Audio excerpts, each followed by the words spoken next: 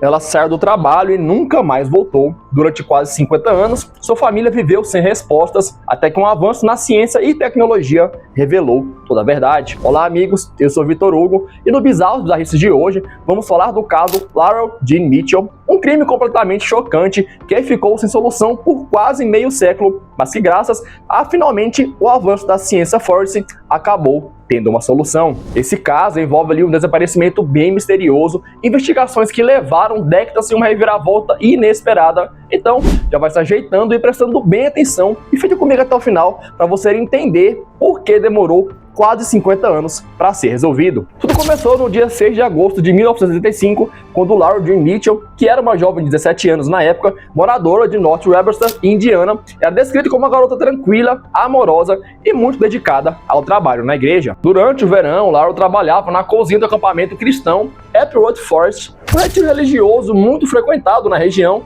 onde ela se doava de corpo e alma ao trabalho como uma forma ali de fortalecer a sua fé cristã. Naquela mesma noite, Laurel terminou seu turno por volta das 22 horas. Seu plano era caminhar até uma lanchonete para encontrar algumas amigas, para bater um papo, colocar o assunto em dia, antes de voltar para casa e poder descansar. A caminhada era curta, aproximadamente ali 2 km, e era um trajeto que ela já havia feito inúmeras vezes, mas naquela noite algo aconteceu no caminho e Laurel nunca chegou ao seu destino. A princípio, seus pais não entraram em pânico imediatamente, afinal, naquela época ali, era comum que jovens saíssem sem avisar exatamente onde estavam, mas quando o tempo passou e Laurel não voltou para casa, o desespero começou a tomar de conta da família, pois não sabiam o trágico acontecimento que estava por vir. E é aqui que tudo começa a ficar mais tenso, porque na manhã seguinte, dia 7 de agosto também de 75, um corpo foi encontrado, que era de uma jovem boiando no rio Elkhart, aproximadamente 27 km do local, último local em que Laurel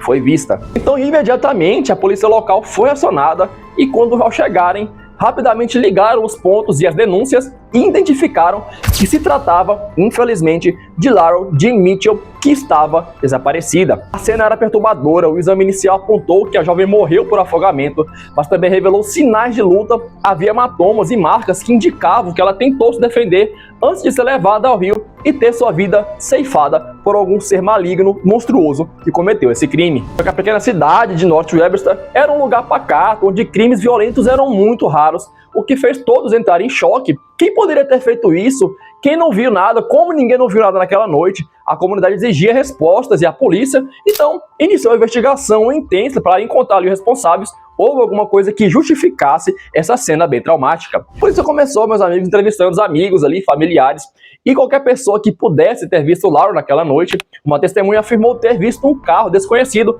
circulando naquela região perto do horário em que Laurel desapareceu, e outros mencionaram também um veículo estacionado perto do rio Elkhart, mas nada de concreto o suficiente que pudesse levar ao culpado imediatamente do crime. Poucas pistas concretas, os investigadores começaram a examinar possíveis suspeitos na cidade. Algumas pessoas com história criminal foram interrogadas, mas, sem provas físicas, a investigação rapidamente começou a esfriar, o que fez a mágoa e a tristeza de quem amava uma garota só aumentar. A questão pessoal é que na década de 70, a tecnologia forense era limitada, não havia câmeras de segurança para analisar, e os testes de DNA ainda estavam em seus estágios iniciais, então, sem evidências suficientes, o caso ficou estagnado por anos, sem ter ali um possível culpado para isso.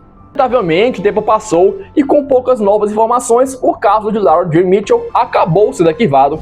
Sua família nunca desistiu de buscar justiça, mas cada ano que passava tornava mais difícil encontrar novas pistas. A frustração tomaram de conta da comunidade, que ainda se perguntava quem poderia ter cometido um crime tão cruel.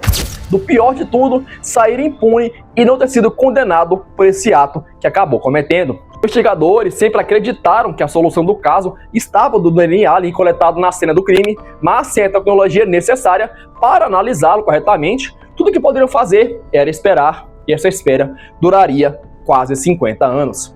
E em 2019, o caso foi reaberto e nesse ponto é que as coisas mudam completamente. Com os avanços da tecnologia de DNA forense, os investigadores decidiram revisar ali todas as evidências coletadas em 75. Amostras antigas foram enviadas para um laboratório especializado e o resultado foi surpreendente. O DNA encontrado na cena do crime levou a dois nomes, Fred Brand Jr. e John Wayne Latham.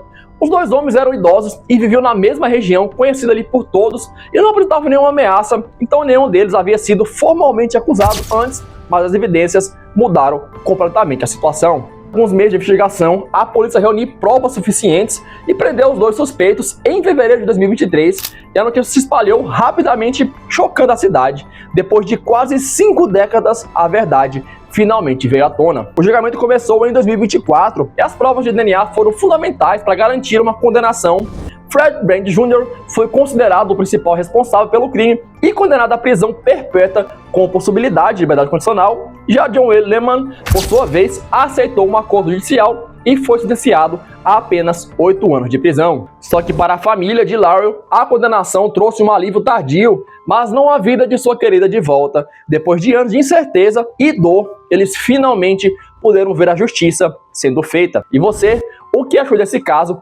Com certeza acha que a justiça foi feita? Comente aqui embaixo sua opinião e compartilhe essa história para que mais pessoas conheçam esse mistério que levou quase 50 anos para resolvido. E claro, já se inscreve no canal para mais conteúdos macabros como esse.